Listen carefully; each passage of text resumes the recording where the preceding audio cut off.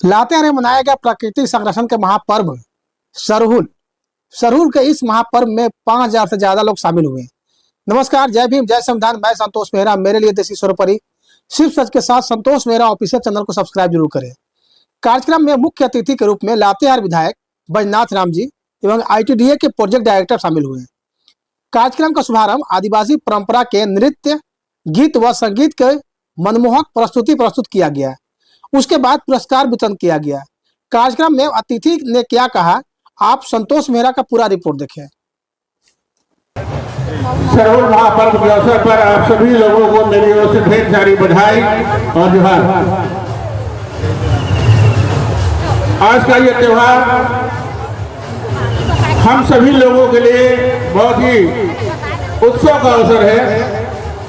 हमारे पूर्वज प्रारंभ से ही प्रकृति के पूजक रहे हैं। हमारे जीवन का आधार जल, जंगल, जमीन, जिसकी हम बार बार चर्चा करते हैं, इनके ऊपर ही हमारा जीवन टिका हुआ है। अगर जल, जंगल, जमीन नहीं हो तो हमारा जीवन ही संभव नहीं है। इसलिए हमारे पूर्वजों की बहुत ऊंची सोच ने हम लोगों को जागृत किया है इस बात के लिए कि हम प्रकृति की पूजा करें, प्रकृति की रक्षा करें। क्योंकि आज भी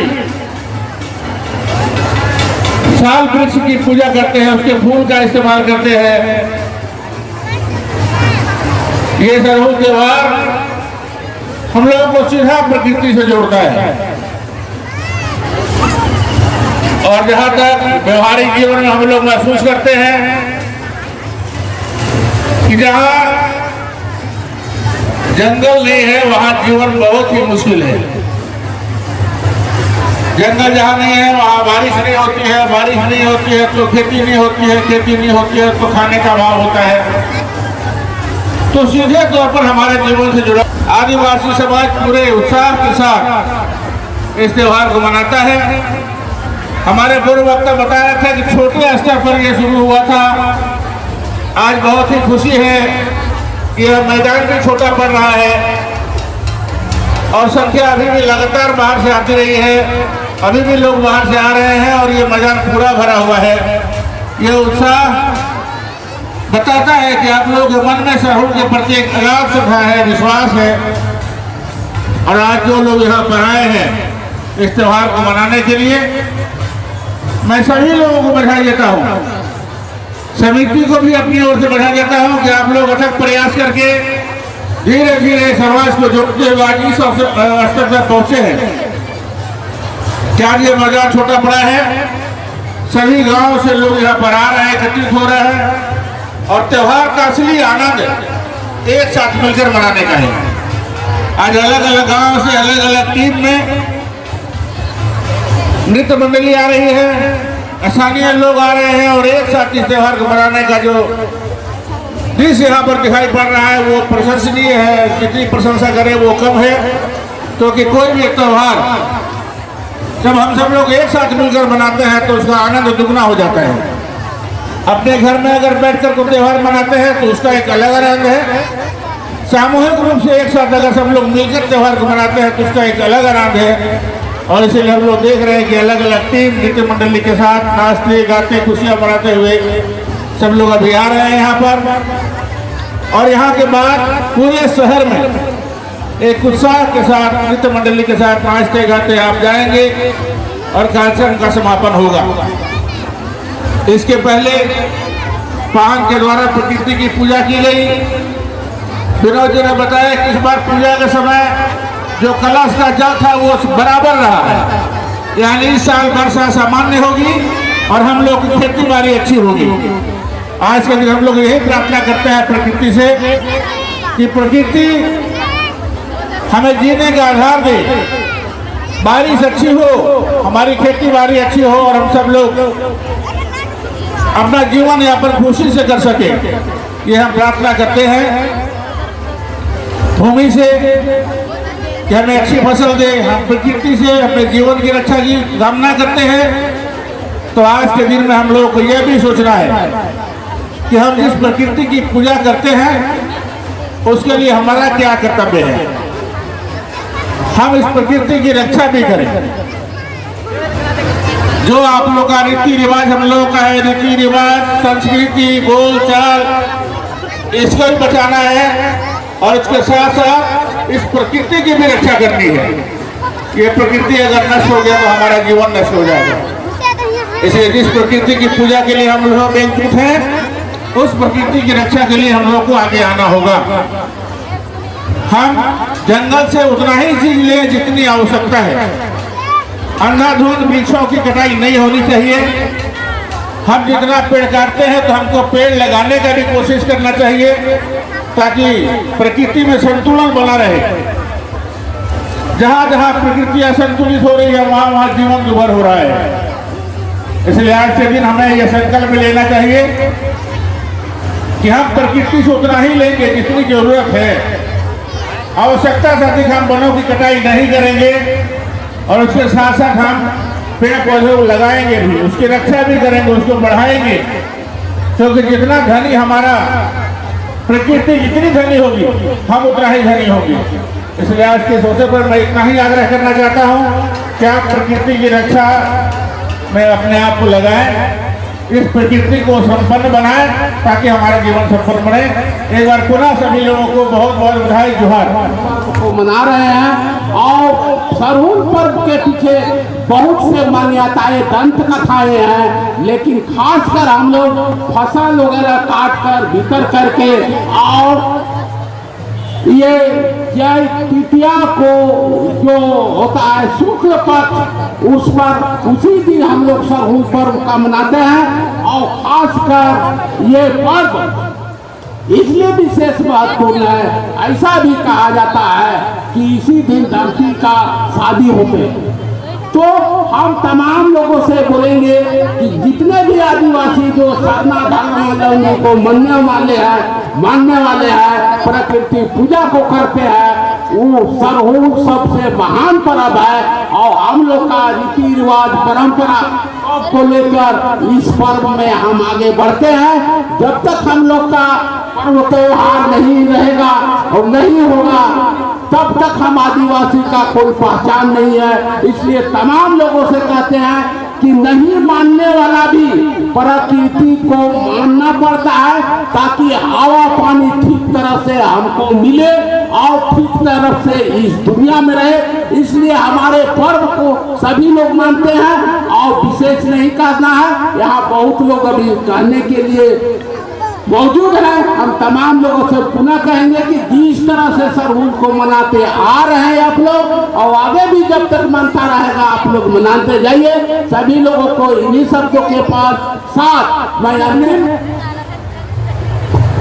सरना पर्व महत्वपूर्ण उपलक्ष्य में यहाँ पर उपस्थित मंचासीन हमारे मुख्य अतिथि बद्रीनाथ जी, ICDA साहब, प्रदीप जी और समिति के तमाम साथीगण, पदाधिकारीगण, उपस्थित सभी भाइयों और बहनों, सबको मेरा समिति की ओर से स्वागत है, जोहार है, नमस्कार है।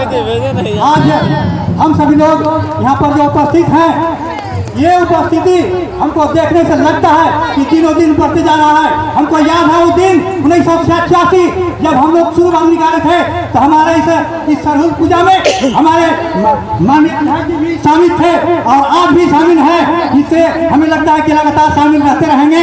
मैं कहना चाहूँगा कि इतने वर्षों के बाद भी ये लगातार जनसंख्या बढ़ती जा रही है और आगे बढ़ते जाएगा। मैं कहना चाहूँगा कि इतने संघर्षों के बाद आज तक हमें आदिवासियों के बीच इतना उत्पीड़न और संघर्ष के बाद भी हम लोगों को हमें जो संस्कृति आज झांकी देखने को मिल रहा है, ये संघर्षों के बीच हम लोग बचा के रखे हैं, ये बहुत बड़ी उपलब्धि है। मैं चाहूँगा कि हम जितना लोग हम आदिवासी उपस्थित हैं, हम अपने संस्कृति को बचा के रखेंगे। ये संस्कृति के नाम पर हम जो नाचते गाते हैं, ये नाचना हम समाज के लोगों के लिए, ये नाचना लोग कहते हैं नाचना क्या है, नाचने का मतलब ये होता है कि हम शरीर का रिचार्ज करते हैं। जब शरीर रिचार्ज होता है तो ये हम जब शरीर रिचार्ज हो जाएगा तो इसमें बीमारी नहीं घुसेगा, और बीमारी नहीं घुसेगा तो हम सब चाहेंगे। ये नाचना के कारण है, नाचना बहुत जरूरी है। इसलिए रामदयाल मुंडा ने कहा था कि ना जो नाची से बाची, उसका यही अर्थ था कि नाचना ये प्रकृति का देन है। नाचना जब तक ये जब से इसमें लोग आते हैं, चाहे प्रकृति में जब लोग आते हैं, इस सबसे जरूरी बहुत जरूरी है। इसे नाचने का नतीजा हमारे समाज में आज नहीं तो पहले से जारी है, और हमें जारी रखना पड़ेगा, तभी हम अपने आप को स्वच्छ रख सकते हैं और आगे अपना जो दुनिया देखना है हम देखते रहेंगे। हमारा जो समाज है बना रहेगा। समाज को बनाए रखने के लिए हमें सतत प्रयत्न करते रहना चाहिए। मैं ज्यादा नहीं कुछ कहना चाहूँगा, मुझे 1 मिनट का टाइम न था, मैं इतना ही कहकर अपना वाणी को अंत करता। हमारे शरोल पर्व जो कहा जाए कि हम लोग के पहला त्योहार है, जो सबसे बड़ा त्योहार शरोल है। शरोल हम लोग को हर्षोल्लास के साथ हम लोग साथ में मनाते आ रहे हैं। हम लोग देखते हैं कि शरोल का एक प्रतीक चिन्ह है। देखते होंगे कि कहीं बैगा से पूजा पाठ करवाते हैं तब शुरू करते हैं, जब घाड़ा में लेकर के पानी आते हैं तो पानी लाने के बाद उससे हम लोग को दर्शाता है कि पानी पूजा करने समय अगर घट गया तो लगता है कि बारिश नहीं होगी, और बढ़ा तो लगता है कि बारिश बहुत ज्यादा हो गया, निरंतर बराबर पड़ रहा तो हम लोग के लगा कि बढ़िया बारिश होगा, खेती बाड़ी अच्छा होगी। लेकिन अभी बहुत अच्छी की बात है, आज पूजा पाठ के समय में हम लोगों के एकदम निरंतर बराबर सब पर पानी घाड़ा में मिला है। तो बहुत बहुत धन्यवाद देना चाहते हैं कि हमारे बैगा जी पूजा पाठ किए हैं। हम लोगों के लगता है कि इस वर्ष खेती अच्छा से हम लोग को उपज होगा, हम लोग आगे फले फूलेंगे और आगे करेंगे। तो आज हम लोगों के प्राकृतिक पर्व शरूर में हम लोग जो देखिए, हम लोगों को कहा जाए कि हम लोग के परंपरा रीति रिवाज जो हम लोग को धीरे धीरे कल्चर वो हम लोग के लुप्त होते जा रहा है।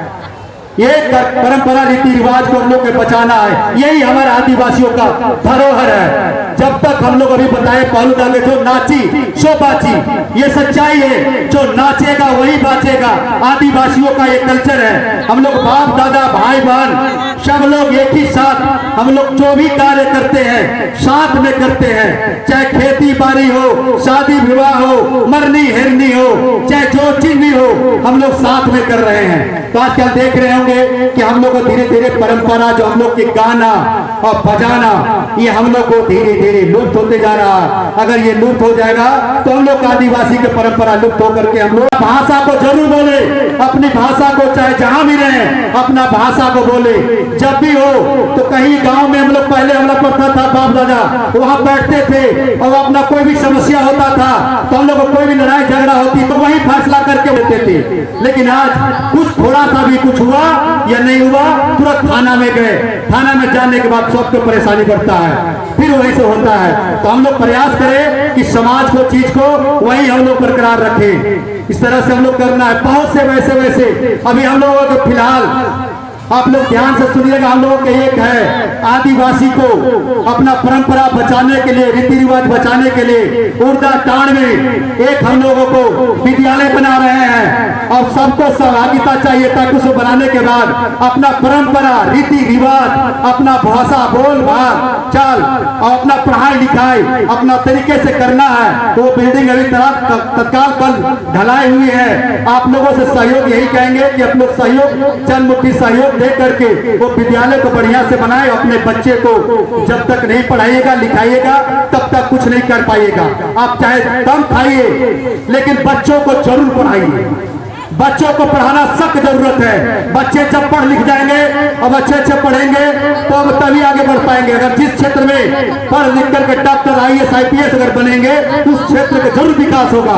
तो बच्चों को जरूर पढ़ाइए लिखाइए, यही कहेंगे। और हम लोग है प्रकृति की पूजा, हम लोग प्रकृति की पूजा करते हैं, पेड़ पौधों को पूजा करते हैं। तो हम लोग पेड़ पौधों को जरूर बचाना है।